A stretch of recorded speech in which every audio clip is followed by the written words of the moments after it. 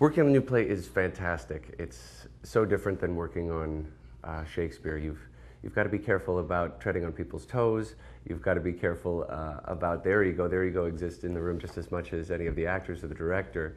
And Bill Kane, being a director in his own right, he has a lot of opinions about the way that his play should be performed.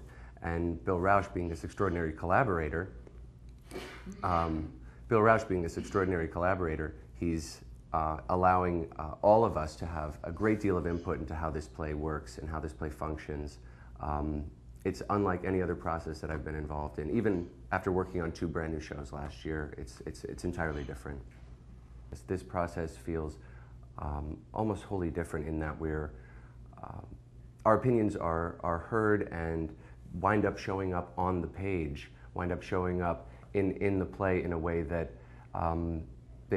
I've never experienced before. It's a completely different experience working on this play with Bill Rauch and Bill Kane. Bill Rauch being this extraordinary collaborator, including Bill Kane, the playwright, in the room, and including the 6 of us as actors in the room, and the assistant director, the dramaturg, the voice and text. All of the people in the room are concocting this mix that the audience will be able to see. It's a completely different process. Completely different process. It possibly is like what the King's Men went through with Shakespeare, you know, and saying you know, Will or Bill or William or Mr. Shakespeare, this just doesn't work, sir. This does not. And you see their frustration. Bill Kane has written their frustration with playing King Lear for the first time. I had the privilege of working on King Lear and playing Edgar and trying to make sense of all of the nonsense that poor Tom is speaking when he's pretending to be a madman.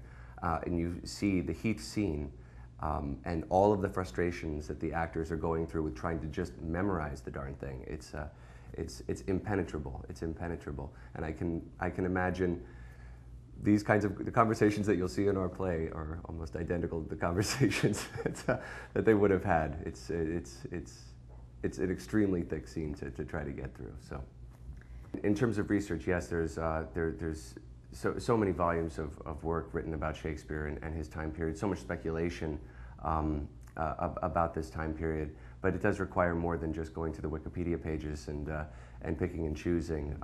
We have fantastic resource here in Barry Kraft, who knows so very much about the time period. He knows so much about Shakespeare's words, and having him in the room has been an extraordinary resource for all of us.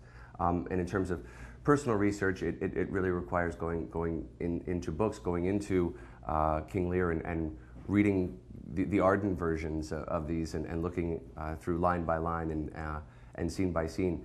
Bill Kane has peppered this play with lines from all over. There's Henry IV, and there's I think Part 1, and there's Richard III shows up, and there's just of course Scottish play. There are so many different plays that wind up showing up in the play that he's like I say, it's just peppered with different quotes and different misquotes of his plays.